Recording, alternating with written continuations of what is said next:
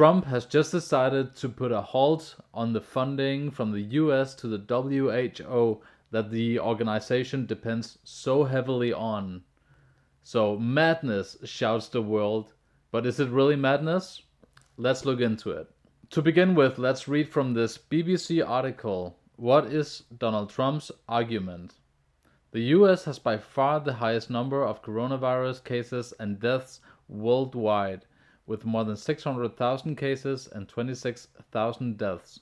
Mr. Trump accused the WHO of having failed to adequately assess the outbreak when it first emerged in the city of Wuhan, losing precious time. Trump goes on to say, had the WHO done its job to get medical experts into China to objectively assess the situation on the ground and to call out China's lack of transparency, the outbreak could have been contained at its source with very little death. This would have saved thousands of lives and avoided worldwide economic damage. Instead, the WHO willingly took China's assurances to face value and defended the actions of the Chinese government. You see, we forget in these corona times that the US and China have been in a long time financial conflict under Donald Trump. You see, as this is going on, China is beginning to gain influence in the WHO as it does all over the rest of the world. So when the corona outbreak began to happen, the WHO didn't really do its job, which was to send objective scientists to consider the outbreak and to evaluate what needed to be done. Instead, they took the lies of the Chinese government that it wasn't really that bad as it potentially could be and ran with it. But for more on that issue, take a look at my previous video that I did just a few days ago on this very subject. I'm gonna put a link up here that you can click.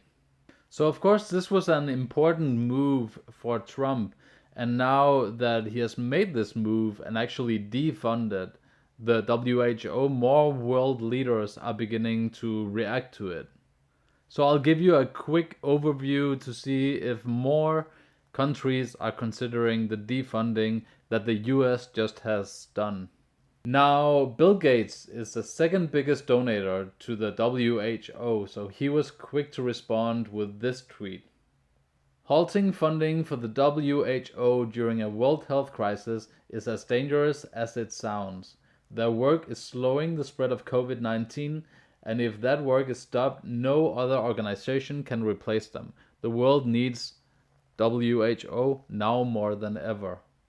This kind of forced the world leaders to having to respond to it, since Bill Gates, the second biggest contributor, is taking a strong stance saying that we need the WHO, we need to fund them, keep on going guys, and you have Trump on the other side saying, I can't stand what you guys have been not doing when it comes to China, and therefore I'm defunding you. So world leaders are now taking a choice of where they stand.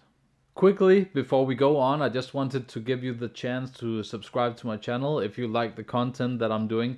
I'm a new channel and I'm about to round 10 subscribers, so you can be that 10th person, the first 10 people to subscribe to my channel. Thank you very much. So, the response from world leaders. First, the UK. A spokesman for UK Prime Minister Boris Johnson said there were no plans to halt funding and said the WHO had an important role to play in leading the global health response. The UK gives most of any country apart from the US and apart from the Bill and Melinda Gates Foundation. Chinese Foreign Ministry spokesman Zhao Lijian said that the decision would undermine international cooperation in fighting the virus. Yeah, right. You'd think that if he was sincere about this, he would have let all of the whistleblowers actually tell other countries about the coronavirus when we still had time, but they were shut down by the Chinese government, and now they're afraid that this decision from Trump will undermine international cooperations. And oh look, perfect! China vows support for the WHO after Trump pulls funding over its coronavirus response. Here, Zhao, who we just talked about in the other article, in this Fox News article says, this US decision will weaken the WHO's capabilities and undermine international cooperation, Zhao said. China will, as always, support the WHO in playing an important role in international public health and global anti-epidemic response. Let's take a look at this section. It reads, Zhao has been on the State Department's radar for leading a Chinese propaganda campaign purposely sowing misinformation online about the origin of the novel COVID-19 illness.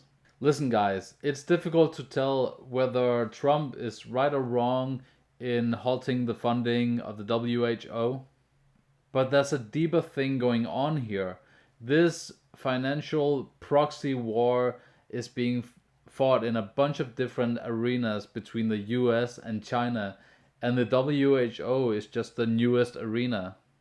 Where the US gives way, China always seems to be prepared to come in and take over in that vacuum. And right now it's happening right in front of our very eyes, underneath all of these stories about the WHO. So I think it's like a double-edged sword. If Trump withdraws because of genuine complaints he has about the WHO, he gives way for China to increase their power within the organization.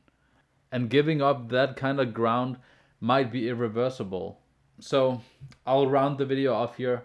If you guys have any thoughts on what's going on with the WHO, if you have any comments about this video, please comment in the comment section below and I'll make sure to reply to you guys.